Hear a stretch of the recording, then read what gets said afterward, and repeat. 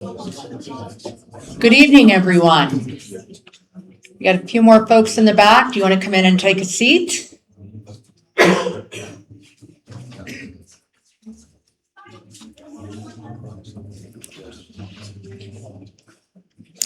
Well, welcome to our public information our public meeting for the Aspen Acres Fire. My name is Vicki Russo. I'm a public information officer with the Rocky Mountain Complex Incident Management Team 3.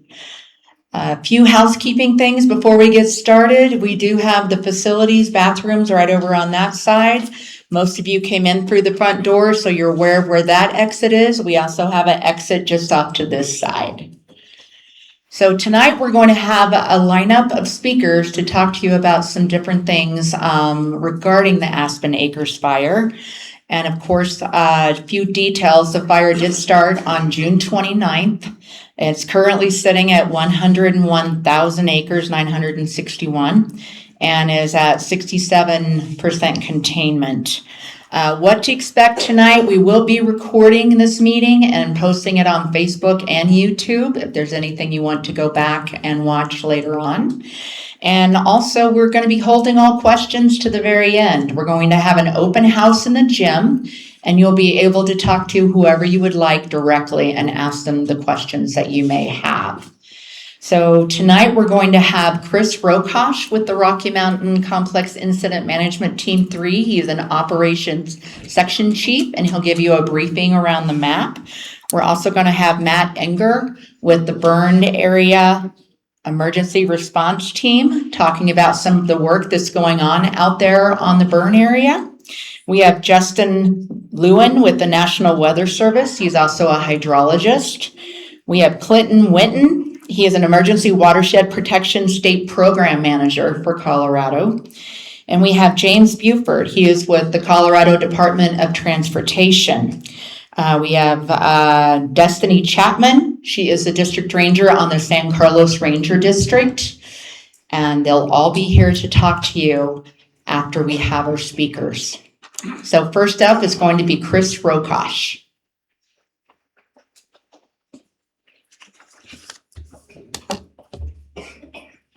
Good evening, everyone. Chris Rokosh, Rocky Mountain Team 3 Operations Section Chief. I'll start with an update and a status report on operations that are currently ongoing with the fire, and then get into some of the why some of these things are happening.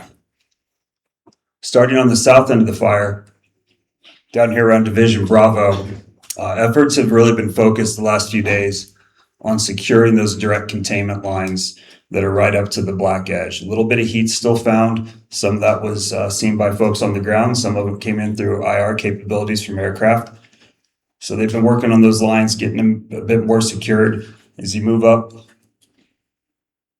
into Division Charlie and Delta, you'll notice there's no black right up against what's going to be our control line. So we're prepping Forest Service roads up there as indirect pieces of line. The reason we're going indirect, that area I just circled in Charlie, is some pretty steep, nasty country. It's just really very difficult for folks to get in there on the ground. And trying to reduce risk to those people, it would take a lot of time to get folks out. The terrain's very steep, very loose.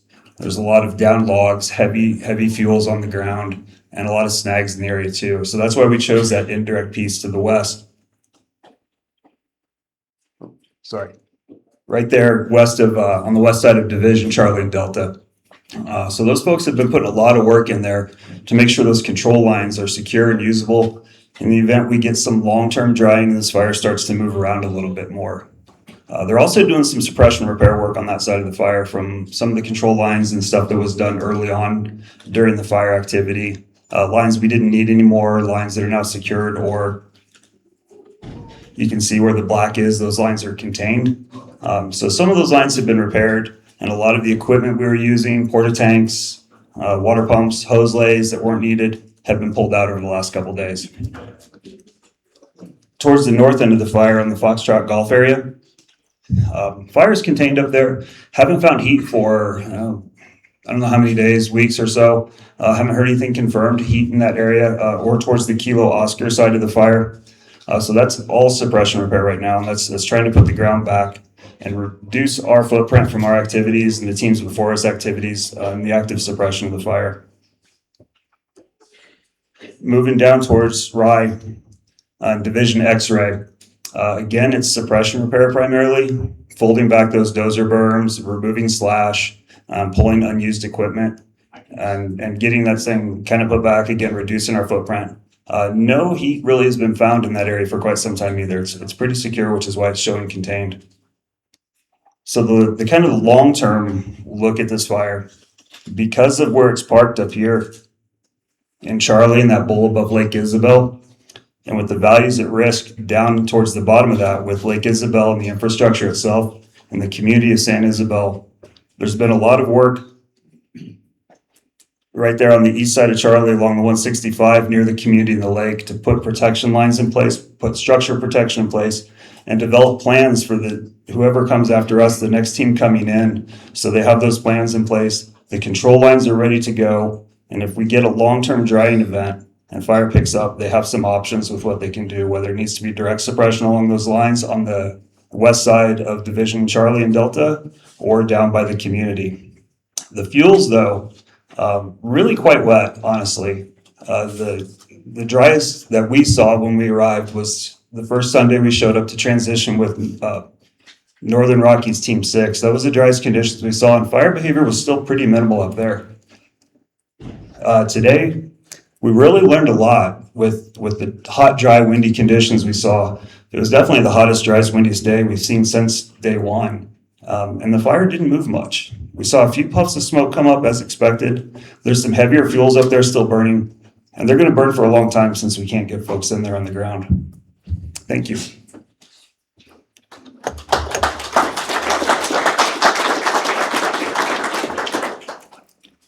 Thank you, Chris. Next up, we have Matt Enger with the Burned Area Emergency Response Team. Hi, good evening. My name is Matt Enger, and I'm with the Aspen Acres Bear team. Probably many of you are wondering what BEAR is. BEAR is the Burned Area Emergency Response Team.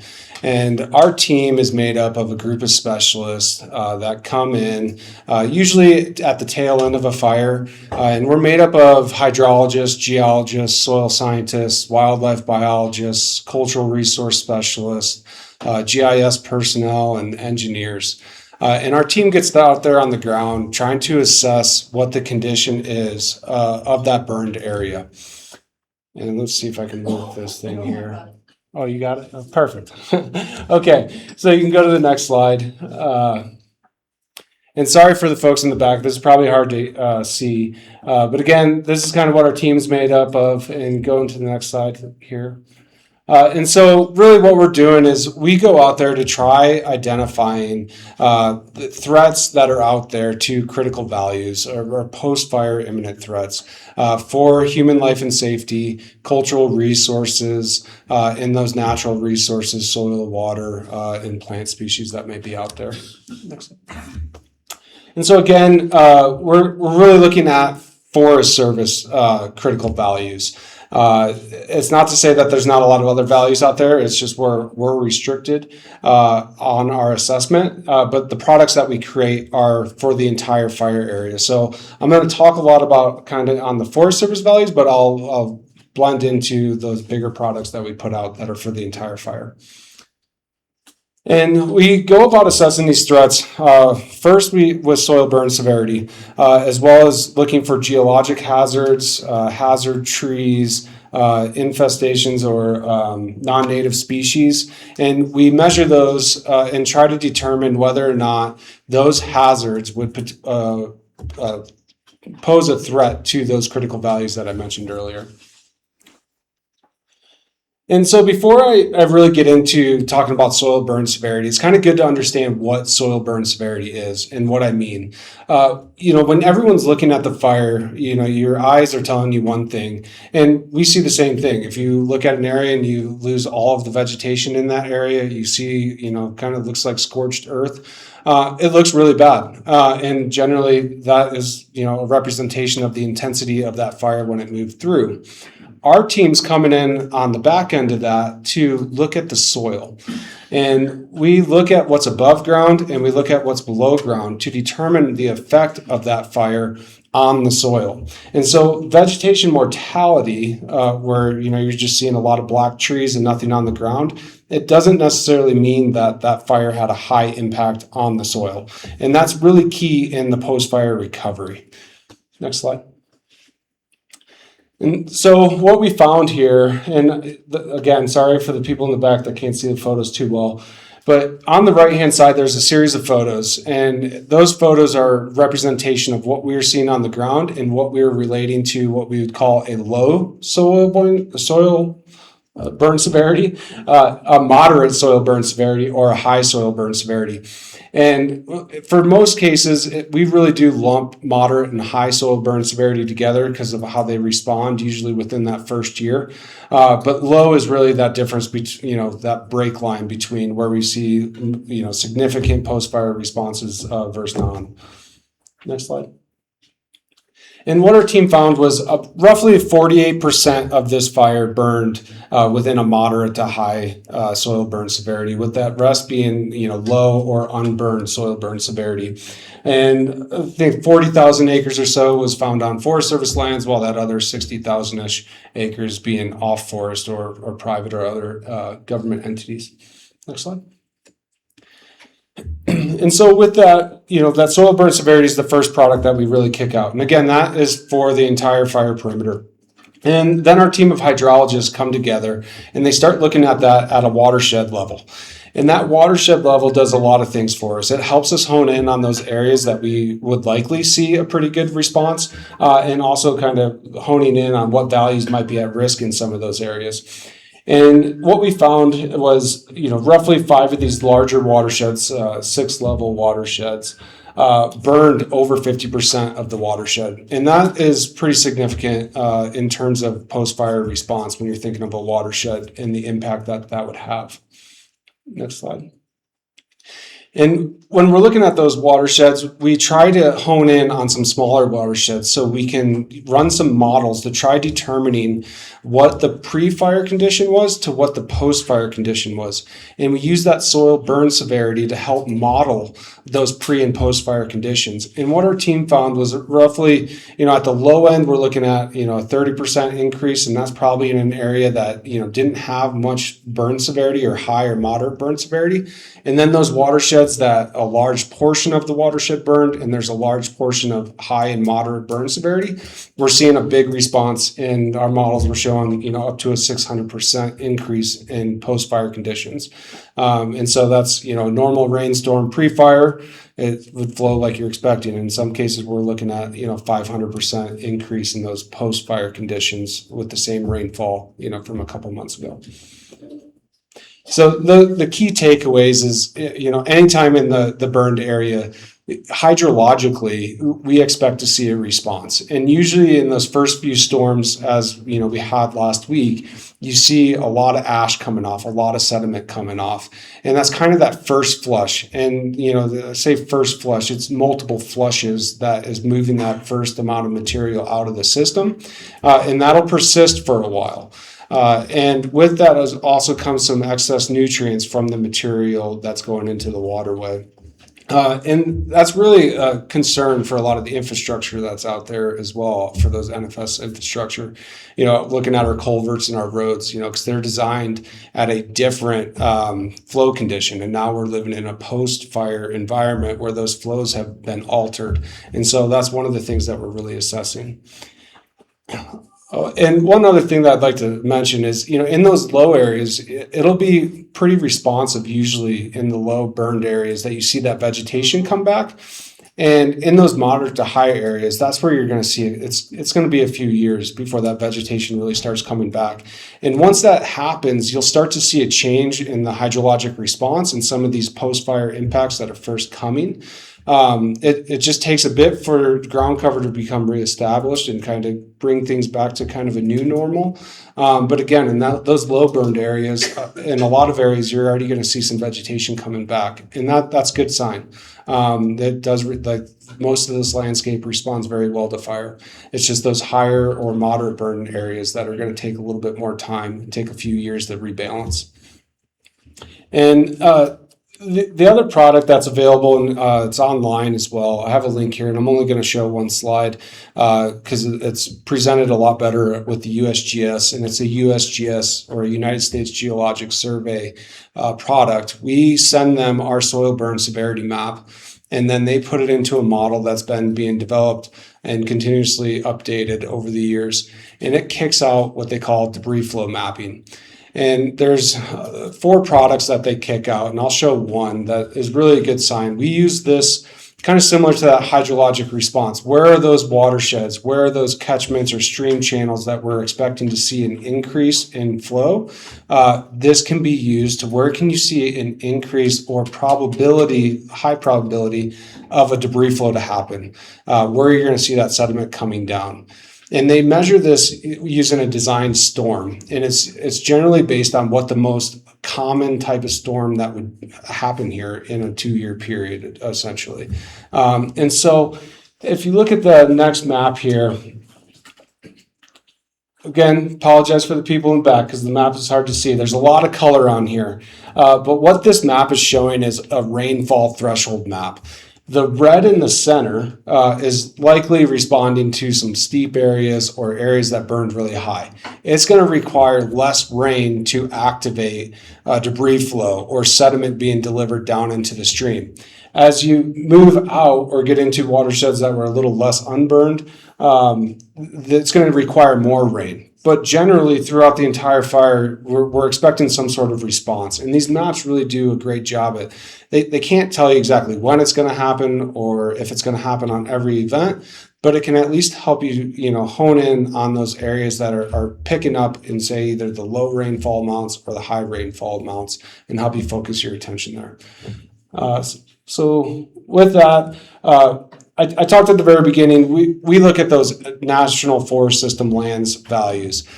We coordinate, as soon as we show up, we start coordinating with the NRCS, the Weather Service, CDOT, any agency you can think of, and we try to get that information out as fast as possible.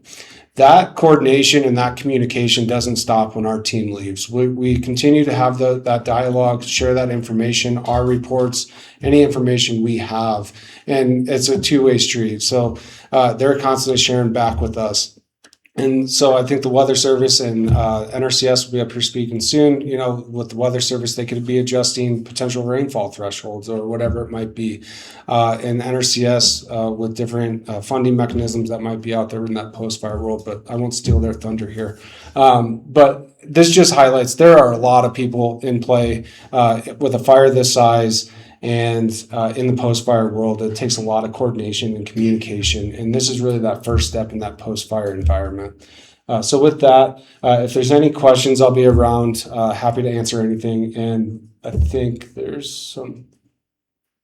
Yeah, if you want any of the people listed on here, we're a part of the team in one way or the other. We're happy to share any information that we have that we can. Again, the USGS maps are found on the USGS's website, but feel free to reach out to us if there's anything you're looking for specifically. And with that, thank you.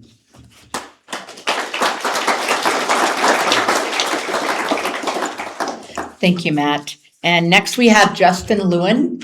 And Justin is with the National Weather Service.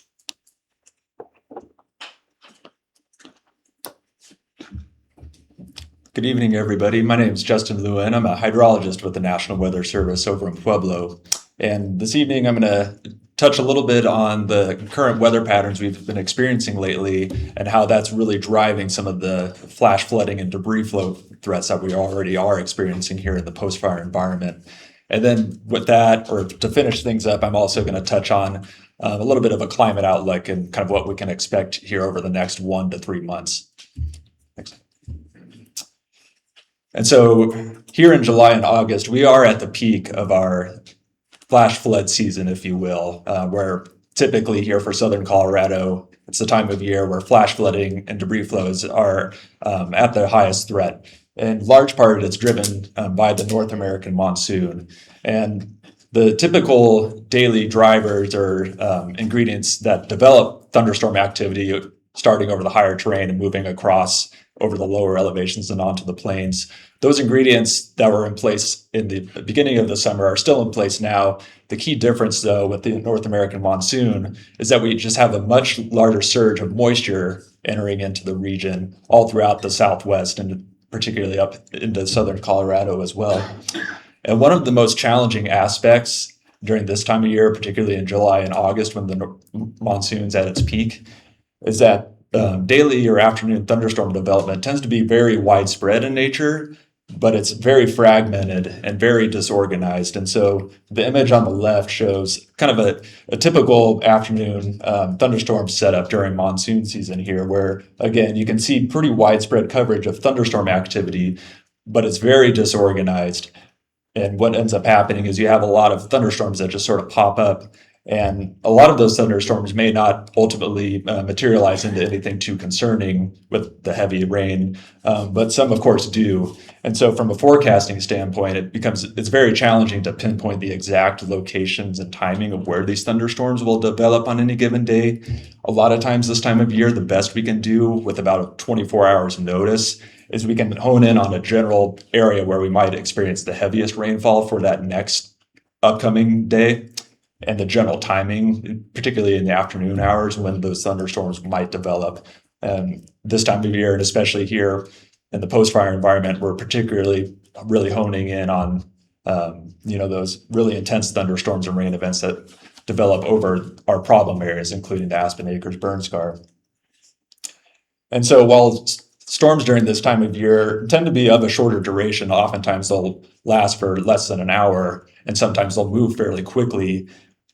They do produce very intense rainfall. And so, with really high rainfall rates, they can easily exceed the rate at which the soils can generally take in or absorb that rainfall. And this occurs even for problem areas in the pre-fire environment or areas that haven't experienced recent wildfires.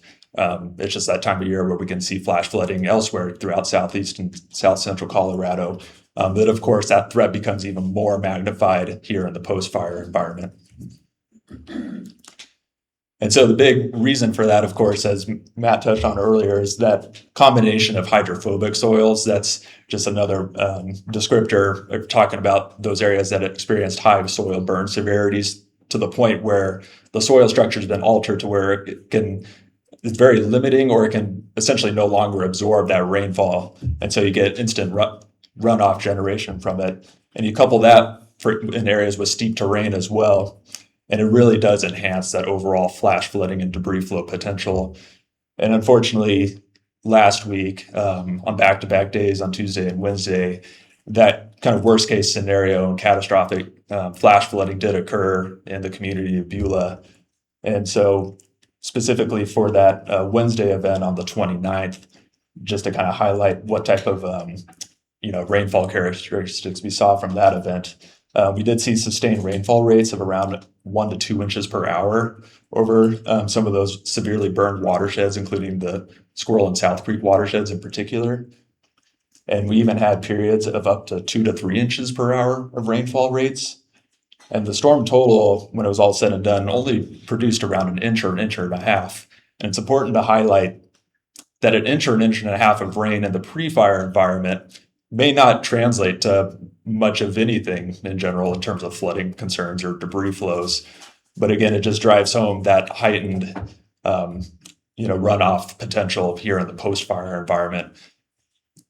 Bottom line is it takes a lot less rainfall to produce a lot of issues here going forward. And the image on the left shows some of those peak rainfall rates that were experienced there over the Squirrel Creek watershed, where we had upwards of 2 to 3 inches per hour rainfall rates for a few periods. And so this storm, the two storms that we had back to back, or we experienced last week, have an average recurrence interval of about 1 to 2 years. So these types of storms are not totally uncommon for the area, especially here, in the peak of the monsoon season. But it is really important to kind of reiterate or highlight that a lot of these severely burned watersheds, areas throughout the West that have experienced really catastrophic wildfires, there have been plenty of instances where flash flooding and debris flows have been initiated by storms with as little as a quarter inch to half inch per hour rainfall rates. So again, it really doesn't take a whole lot of rain to cause issues. And especially in this time of year with the monsoon in full swing, it's very easy to exceed those rainfall rates as well. Next slide. And so here over the next month through the remainder of August, we are at the peak of the monsoon season. So we fully anticipate, monsoonal activity to persist through the remainder of this month and likely into early to mid-September. And so again, the risk for flash flooding and debris flows, especially here within the Aspen Acres burn scar, is going to remain very elevated here over the next month or so. And then moving a little later over the course of September and into October, our Climate Prediction Center is also calling for a little above normal precipitation outlook for southern Colorado in general. And when the monsoon season starts to wind down by like early to mid-September, which is pretty typical, those above average precipitation outlooks are going to be most likely driven by some of those global weather patterns, namely the El Nino setup that's occurring over the equatorial Pacific. And so depending on where the jet stream orients here over the continent, a lot of times for southern Colorado in an El Nino event, we tend to get warmer than normal temperatures that move across and over the region. And with those warmer temperatures also bring more moisture with it as well.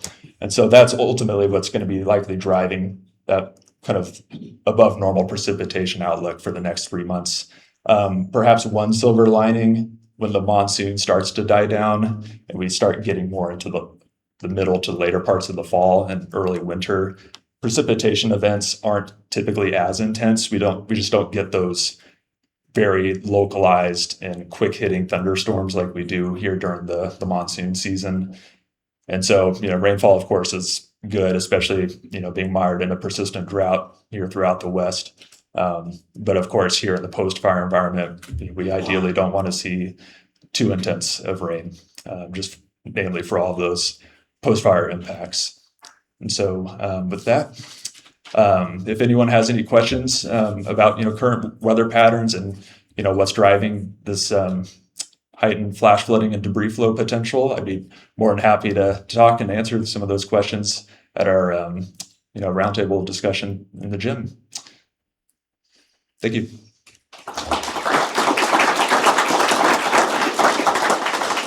Thank you, Justin. Next, we have Clinton Witten with the NRCS. Hello, I'm Clinton Witten with NRCS, Natural Resources Conservation Service.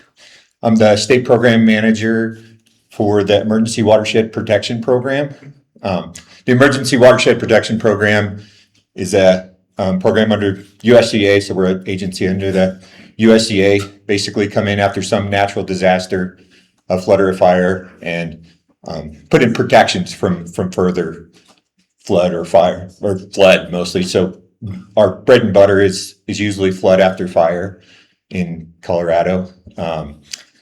We work with local units of government, so we don't do the work directly. We go into an agreement with some local unit of government.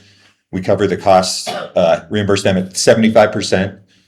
The state, I think, is going to come in and cover 12.5%. So then the county's going to have to cover 12% of those protections we put in. Pueblo County has requested assistance. Our plan is to go out starting next week, do assessments on any property that's a threat from flooding or debris flow.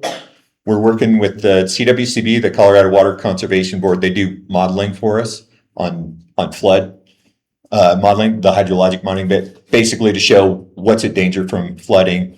And then the USGS, there's that debris flow potential mapping. They've also done some debris flow inundation modeling that basically guessing where debris flows might happen based on precipitation events.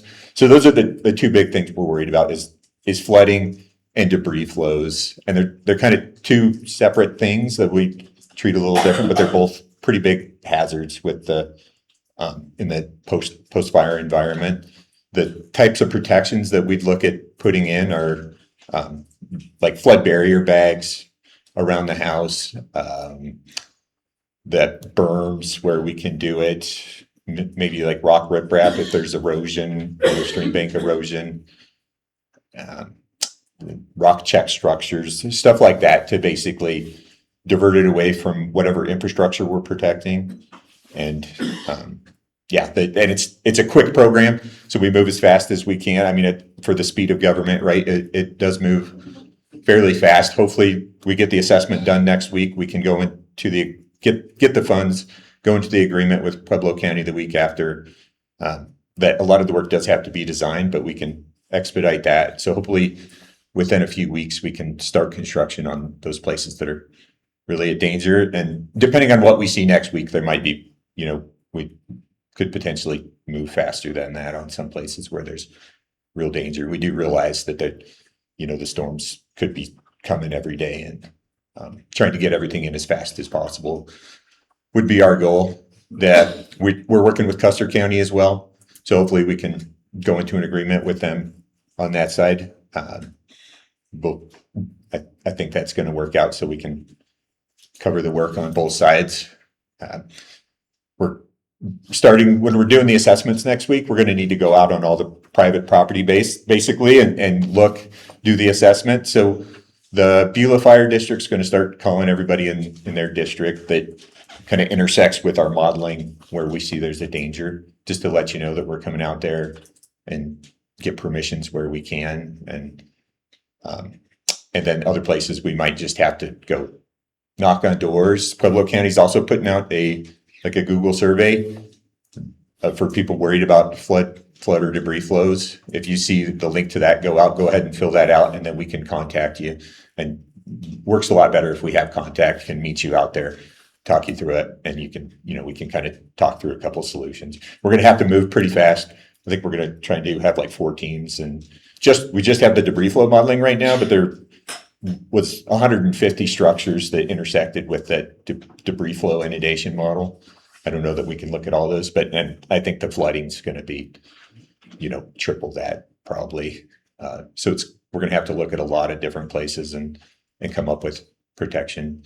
And then once there's kind of a design, you'll be able to see that the county has to get permissions from you and then basically the county would contract somebody to go out, install those protections, and then we would reimburse the county that you have to sign. They're not going to do anything without permission of the landowners.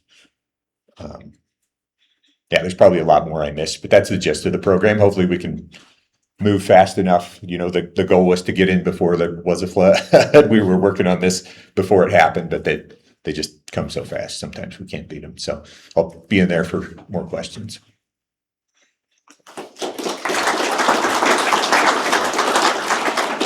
Thank you, Clinton. And next we have James Buford with the Colorado Department of Transportation.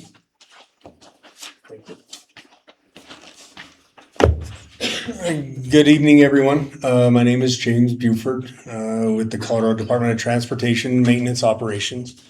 I was called to ask to speak a little bit about what we have going on with our highways, how the flooding is impacted the roads that we travel on.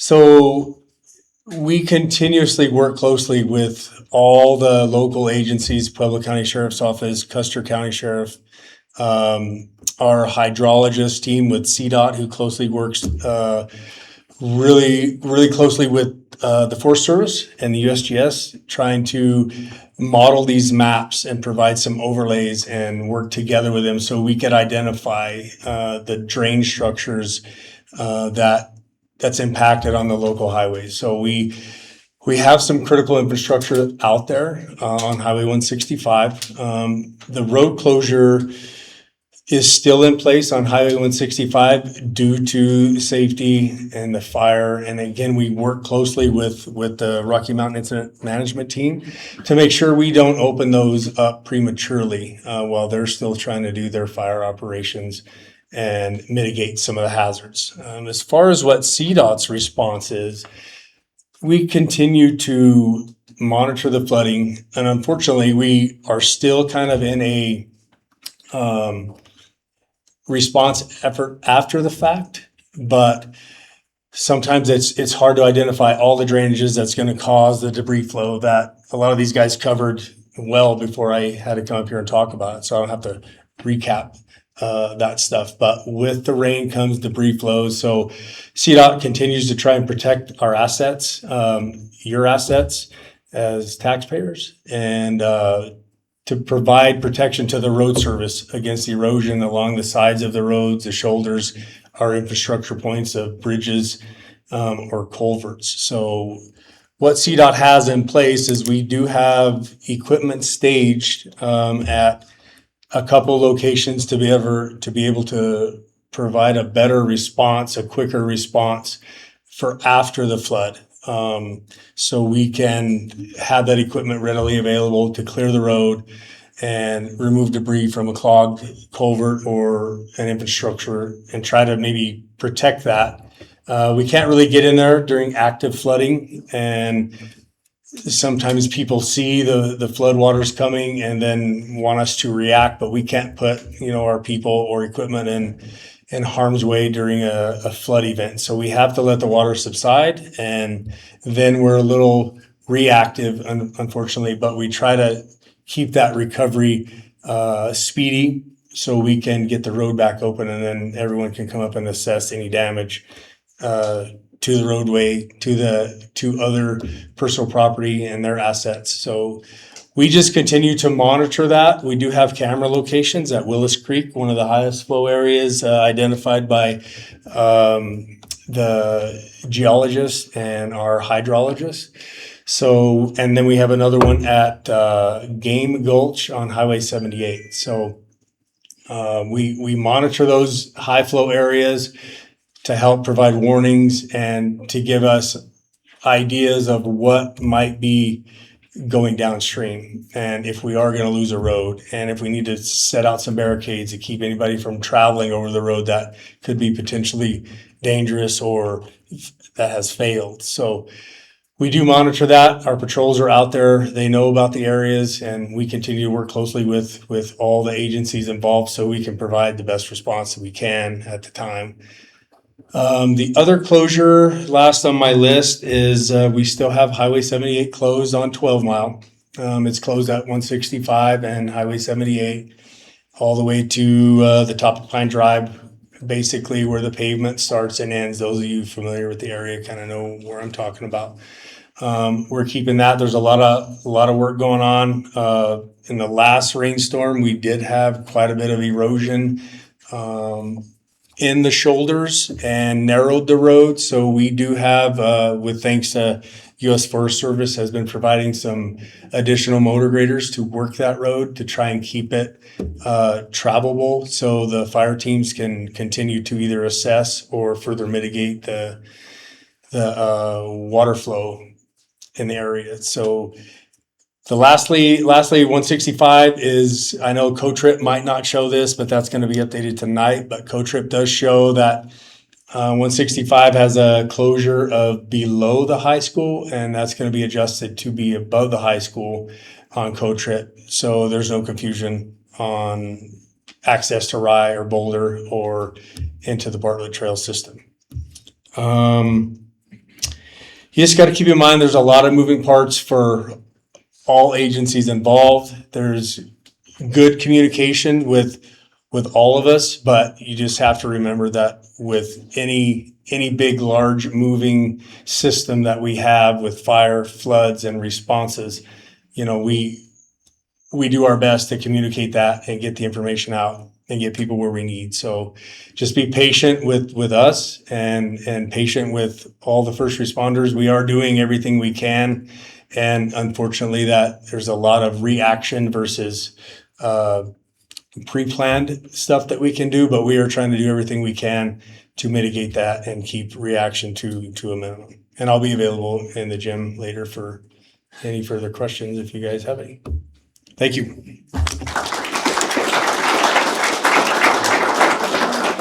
Thank you, James. And our final speaker tonight will be Destiny Chapman with the U.S. Forest Service. She is the district ranger on the San Carlos Ranger District.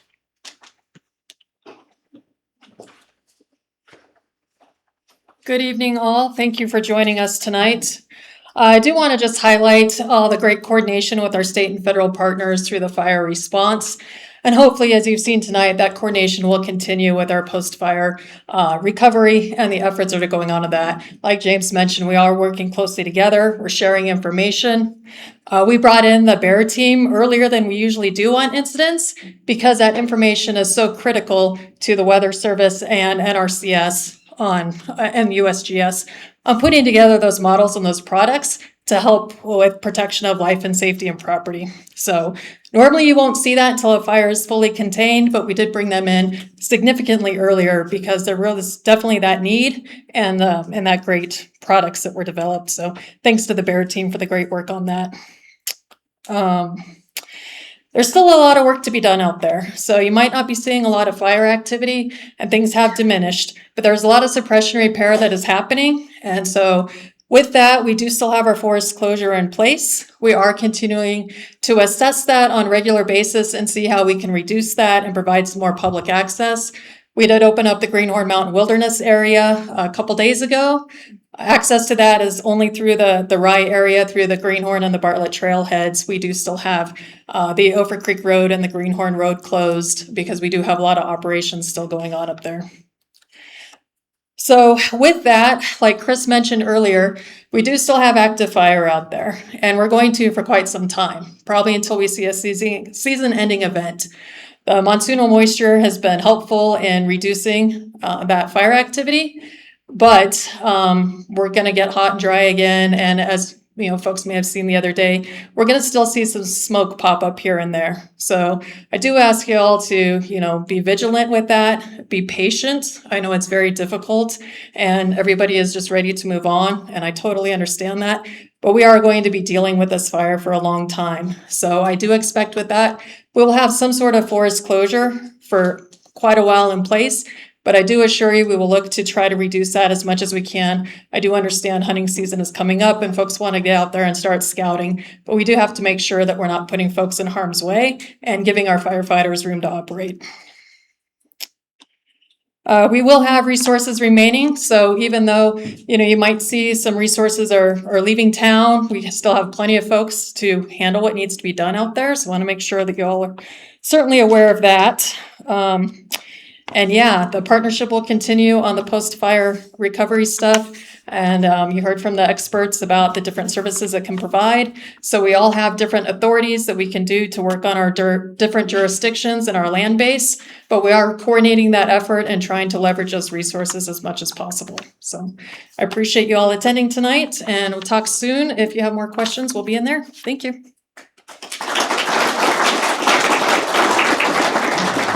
Thank you, Destiny, and thank you to all of our speakers on our panel tonight.